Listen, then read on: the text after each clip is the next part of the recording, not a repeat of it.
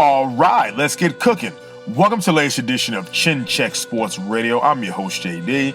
I want to thank you all for taking the time out to join us. And as always, we welcome any suggestions, feedback, comments, and criticisms, which improves the quality of our program, which ultimately improves your listening experience. Before we get started, I want to send all of you thank you for your tremendous support. People are slowly but surely finding out about who we are and what we do. They enjoy and respect the passion with which we speak. But as we always say here at Chin Check Sports Radio, we do this because we love it, as we are simply sharing our passions with you all as we continue to build our listening army to take over the world. Yes, folks, we've definitely gotten your suggestions. Where are you, Chin Check? Where is the review of the highly anticipated fight of the year between Gervonta Tank Davis and Ryan Garcia? Of course, we have been working on it, so we're definitely glad to do our review of the fight. Now, we're going to say this about the build-up leading up to this fight. This fight definitely brought a lot of eyes on the sport of boxing. This fight got people who are, quote, the casual fans, people who really don't watch boxing, got them really interested in this fight. Now, you can take away from that was due to Ryan Garcia's popularity on social media or versus Tank Davis, rising stardom in the sport. But definitely you had a lot of eyes on the sport of boxing. People who really don't watch boxing were very interested in this fight. So that's a good thing. What's the old saying? Any attention is better than no attention. So it was good definitely for the sport of boxing. And even on a personal note, my goddaughters and nieces even asked me, hey, Uncle JD, why was that fight so big? What was the story about it? So when you hear teenage girls who are in high school asking about why was that fight so popular, so clearly they heard about the fight. So it just goes to show you that this fight brought a lot of attention, and especially needed attention on the sport of boxing. It was good that we got a marquee matchup that us fans wanted to see, and for the promoters and the fighters alike, when you put together the marquee fights that the fans want to see, fans will come. So the old saying, if they build it, they will come. If you make the fights, we will watch. If you make the fights that we love with the top fighters that we love watching, we will come and we will definitely watch. So definitely good that the sport had this kind of eyes on it. If I can remember the last time where there was a lot of mainstream appeal in a big money fight, I can maybe think back to Deontay Wilder and Tyson Fury 3, Deontay Wilder and Tyson Fury 2. And for perspective, folks, Deontay Wilder and Tyson Fury 2 happened, February of 2020. Fury and Wilder 3 happened October of 2021. So again, the last time the sport received this kind of buzz, anticipation, and excitement, especially from the mainstream media, casual sports fans, was a year and a half ago when Deontay Wilder and Tyson Fury completed their trilogy. So definitely needed. So jumping to the action here, Ryan Garcia and Chewin and tune-up fight last fought in July of 2022, and we broke that down in the preview show. We thought that he actually won the first round. Thought he won the first round due to his using his jab, taking his time, and fighting a tight, disciplined fight. And we said that to due to Ryan Garcia's his experience and quick hands, he would probably win the early rounds. Tank Davis is not really known as a fast starter, for he takes his time out to process what's going on. So we thought Ryan did an excellent job in the first round by definitely snapping out the jab and keeping Tank Davis at bay. Now, Gervonta Tank Davis, he himself is not a high output fighter. He's very economical in the ring. He only threw 7 punches in round 1 and landed 1 punch. So clearly you had to give the round to Ryan Garcia based on being an effective aggressor, coming forward, throwing, and landing punches. Let's go to round 2. Ryan Garcia could have and should have stayed in that bubble of just jabbing, keeping Tank at distance, and using his height and reach advantage. He starts getting a little bit more aggressive in round 2, kind of starts going for broke, starts landing punches in the clinch, really starting to rough Tank up. You see Tank Davis kind of looking at the referee for the roughhouse tactics. Tank himself, ironically, was warned for lunging off the ropes, hugging up Ryan Garcia, or tying him up rather. He definitely received a warning from the referee. So in the early going of the second round, you have Ryan Garcia taking a much more aggressive approach, and we thought that would work against him, and in fact it did.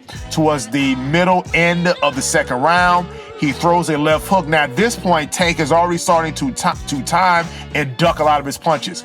So Ryan Garcia throws a lead left hook, which is ducked by Tank, uncorks a left hand, a beautiful counter left hand shot, catches him right in the mouth. I mean, literally, he ate the whole punch, drops to the canvas. So now Gervonta Davis has scored a knockdown in the second round. Definitely, the momentum has totally changed for this fight. Now, this is what we stated. Ryan Garcia's natural aggression would play into Tank Davis's hands. We said this. Go look back at the Roland Romero fight, where Romero is being an aggressor, gets caught with a counter left hand, and pretty much crashes into the ropes. Same thing Ryan Garcia, except he fell right in the middle of the ring, being overly aggressive, being careless, and being reckless. Now, there's some people say he was overcommitting. You can make an argument that he did, because he left himself wide open when he missed wildly on the lead left hook, so he clearly didn't set it up properly. We mentioned how Gervonta Tank Davis does not get the credit for being the defensive fighter that he is. Ducks it, cracks him with the left hand, and at this point, the momentum has changed in the fight. You start to see some blood trickle down from the nose of one Ryan Garcia. We go to the third, fourth, and the fifth round. Clearly, you had Gervonta Davis winning those rounds. Again, being the effective aggressor, landing body punches, landing a sharp, quick right hand upstairs. So at this point, he's now walking Ryan down. So Ryan Garcia was the aggressor in the first two rounds before he was cracked with the left hand. Now worrying about the return that's coming. You see Tank Davis starting to march forward and now starting to impose his will in that fight. And I can make an argument was creating the impression that he was dominating Ryan Garcia, because Ryan Garcia wasn't offering much in terms of offense or giving Tank anything to worry about. Even the right hands that he tried to throw really wasn't landing. If anything, it was missing his range. It was just landing right maybe at the tip of Tank's nose with no real extra power on it, or no power at all rather on the punches. And he didn't have the right range. At one point, he seemed to be turning his back against Tank Davis, and you see Tank do a mock pirouette inside the ring. So at this point, Tank clearly has won from the knockdown in the second round, the third, the fourth, and the fifth round. And let me go back to the second round. Google the scorecards, ladies and gentlemen. You had judges scoring it 10-9, 10-10, 9-9 rounds. When there is a knockdown in boxing, it is supposed to be using the 10-point must system. It was supposed to be a 10-8 round in favor of Gervonta Tank Davis. Now, the only time where that is excused, where a fighter is knocked down and doesn't get the 10-8 round, is when the guy he knocks down or the other fighter has totally dominated him, and let's say it was a flash knockdown where that person clearly won the round, they beat him up, but the guy just happened to score a knockdown. You can make the argument of scoring a 9-9 round where you call the round even though that the one guy did score the knockdown, but he was dominated throughout the entire stretch of that round, where despite the knockdown, you still thought that the other guy won the fight. That very rarely happens, but it does happen in boxing.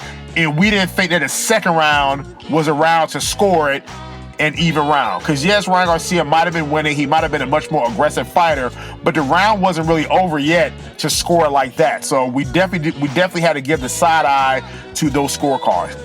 Coming into the sixth round, Ryan Garcia is starting to pick up the offense up a little bit. I think even he has to realize that he has to be down on the scorecards. Starts picking it up, lands a hard right hand against Tank Davis. You see Tank back up against the ropes. But as we said before, Gervonta Davis has an excellent chin. Again, people think of his narcotic nuclear power in his left hand, but Gervonta Davis does not get the credit for being the defensive fighter he is, as well as being able to take a punch. We broke this down on the preview show. He pretty much walked through Ryan Garcia's best punch of the entire fight. And that sixth round, the right hand he landed was Ryan Garcia's best punch. lands the right hand, walks right through it, and begins to throw back, mixes up the attack, is landing some hard, thudding body punches, mixes up the attack of going downstairs and upstairs. So yes, you can give the 6th round. If there was a round to give Ryan Garcia, could be the 6th round based on the right hand. I would still give it a Tank based on the volume activity. So of course, folks can judge fights differently. Now let's go to the 7th round where the knockout occurs. Again, it's brawling. Again, Tank with fast hands. The next thing you know, you see Ryan Garcia take a step back and then all of a sudden fall to his knee. And you knew right then and there that was from a body punch. Where your casual fans, your mainstream fans, was pretty much trying to figure out what happened. Us fight fans knew he was caught with a body punch in there somewhere. Falls down to the canvas. Well, not falls down. He goes down to one knee. The referee is counting, and he couldn't get up. Now, of course, you hear people saying he quit. He didn't want anymore. But for folks who train and sparred, we know what it's like to get hit in that area. I myself have been hit in that area, and I have hit others in the area. It takes your breath away. It's not like a knockout punch where you're dizzy and you're on inline skates and you're on rubbery legs and stuff like that, because now you have affected equilibrium in the brain and stuff like that. No, a body punch literally takes your breath away. You can't breathe. You're holding your side. It takes a minute. It takes maybe a few seconds to recover once you catch your breath. I use the analogy of, you ever watch the NFL and a guy comes out for a catch or gets tackled and he falls on the football right on his ribs. It takes your breath away, but eventually you do recover without any long-lasting effects. If you see Exhibit A and B for this. Exhibit A, Roy Jones versus Virgil Hill. Roy Jones landed a hard body punch. And look at Bernard Hopkins versus Oscar De La Hoya in 2004 for the middleweight championship of the world. Bernard Hopkins landed a beautiful hand to the body, drops Oscar De La Hoya, and the fight was over. So those things happen in boxing. When you watch the replay, it was a perfect shot. I'm talking about right on the rib cage, liver shot, solar plexus, whatever it is you want to call it, a hard body punch. And we have always argued that being an excellent body puncher is a lost art in boxing, because everybody wants to be a headhunter and he want to go for the spectacular highlight reel knockout. But body punches puts money in the bank and it breaks those fighters down. Which is ironic that Ryan Garcia will lose on a body punch, because being a body puncher was seen as a strength for Ryan Garcia going into the fight. So that was definitely a bit of irony. But Gervonta Davis KO in the 7th round over Ryan Garcia, and again, in the highly anticipated matchup of 2023. Now, I tend to look at both fighters here. Fight fans, before we get to that, fight fans, promoters, and most importantly, fighters. You clearly saw two undefeated fighters put their undefeated record on the line, and somebody's had to go. And that's okay. Fighters and promoters. We talked about this the last time, about the Floyd Mayweather effect, about people with American society now and a modern day sports fan. When a guy loses, all of a sudden he's not good anymore. He's been exposed. He's overrated. He's this, he's that. We have said this before. Some of the greatest fighters of all time that I myself and other fight fans will debate and argue about are some of the greatest of all time. They all have losses. Very rarely do fighters enter the sport of boxing and leave the sport undefeated. It just doesn't happen. Very rare. So the majority of the greats, they have lost. And this is what we expect about fighters, to take those risks and to possibly have a loss when we look at it and say, you know what, he fought the best available competition, unless you are just out of this world where nobody matches your skill set. So let this be a lesson. Young fighters, fight fans, and promoters. Promoters, you don't have to protect your fighter at all. Yes, you bring your fighter up, you build them up, then it's okay to put him in there with another shark. Young fighters, it's okay to test yourself against another shark. And fight fans, if a guy loses, it does not make him a bum. So just throwing it out there. And the simple fact that this fight was made with relative ease, and thank you, Ryan Garcia and Gervonta Tank Davis, for making this fight. we're going to shift our attention over to you, Errol the True Spence, over to you, Terrence Bud Crawford. Cut the bull job, make the fight happen. So if these two guys who are at least a decade younger than you, if they're making this fight with ease because they want this fight to happen, promoters be damned, there is no earthly reason why you guys haven't signed a contract, and we're tired of waiting. So Errol the True Spence and Terrence Bud Crawford, we are waiting on you, and we are going to put the magnifying glass on you because we as fight fans want to see this fight. Now, what does the future hold for both fighters? Now, we were going to give Ryan Garcia all the credit in the world for taking responsibility for his loss and taking accountability for himself and vowing to get better. We do have to give the side eye when he made a comment saying that there was a mole in his camp, so that leaked all over social media, and apparently there was a Mongolian fighter who only has about 5 professional fights who hurt him to the body, so he feels that there was a mole that explained, hey, hit him to the body and stuff like that. Ryan, don't do that. Don't do that. You got the respect when you were humble in a post-fight press conference, and we give Tank Davis credit, and we'll get to him in a second, and you were very humble in a post-fight press conference. You seemed to accept responsibility in front of the microphone. Don't come after the fact saying it was a mole and there was this and there was that. We said it from the very beginning that whoever wins deserves full credit for winning that fight. So we don't want to hear any excuses. Hey, it is what it is. Those things happen in boxing. There is one winner and one loser, unless in the case of the draw. So Ryan, don't come with excuses now. You're very humble in your post-fight press conference, and we also have to mention this, even though Bernard Hopkins did address it, but not wanting to bring any undue attention to himself. But the same way Oscar De La Hoya and Bernard Hopkins, specifically De La Hoya, was all over the pre-fight promotion. De La Hoya was all over social media talking about the fight and talking about contracts and deadlines, and neither of them were at the post-fight press conference. Now, I'm not saying conversations weren't had behind the scenes. I'm sure they probably consulted a Ryan Garcia maybe after the fight. But to not be there at the post-fight press conference where you were all over the pre-fight build, again, that's not a good look. And again, Ryan Garcia is only 24 years old. He's still young. He's still a baby. He really hasn't hit his prime yet. So he can still improve. He stated he planned on moving up to the 140-pound division. You have fights there with Teofimo Lopez and Josh Taylor. So there are fights to be made at the 140-pound division with his height, obviously weight now moving up. So the future is bold. I would say in terms of improvement, he's always going to be a stationary fighter. He's going to have to learn to stay within his bubble, jab, and use the right hand. Don't get so reckless because he tends to keep his head up when he's reckless, which opens him up for some serious counters, i.e. a Luke Campbell, and i.e. a Gervonta Tank Davis. So something to keep in mind. But is there room for improvement? Yes. He has to just go back to the drawing board because for all of his prodigious gifts, when he ran into somebody who has just as much, if not more gifts than he does, there was nothing that he can really do. So we're not saying he's over as a fighter. There's plenty of big fights ahead. He's still popular on social media, so that's going to go a long way. So he definitely has room to grow. Gervonta Tank Davis. At this point, the future is bright for this young man, and only he can mess this up. Now, there's arguments and discussions, or he feels he's a face of boxing. I think Canelo Alvarez has been around a little bit longer, but depending on who he fights and when he fights and who else, I believe he fights David Benavidez.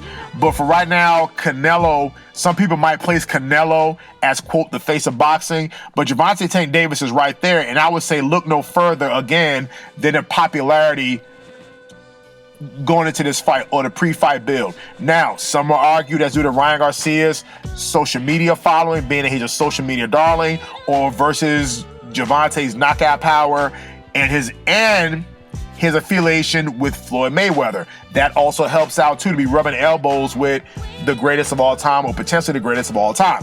So at this point, the sky's the limit. And we'll also give Tank credit. We're not saying that he's Floyd Mayweather, but he's Floyd in a sense of, as we talked about, collecting the information that he needed in the first 1 or 2 rounds, making the adjustments, and then going on the attack.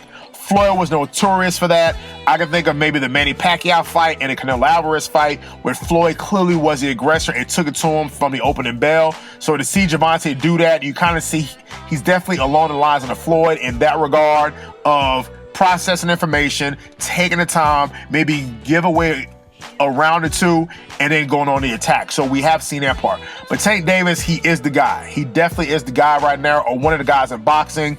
At this point now, what does the future hold? Maybe a fight against the winner between Devin Hanley and Vasyl Lomachenko. That fight is coming up on May 20th. I would favor him right now, Tank, over a Devin Haney right now. If they were to fight, I would favor him over a Lomachenko right now. There's another fight between one Shakur Stevenson, the silver medalist, and Shakur Stevenson is that dude. I would right now favor Shakur Stevenson over Gervonta Tank Davis, but these are fights that are not going to be made in the lightweight and junior welterweight division. So I think the future is bright, but Tank Davis is there. This is the biggest win of his career so far on the biggest stage, headlining a pay-per-view event. We don't have the numbers in terms of pay-per-view buys and stuff like that.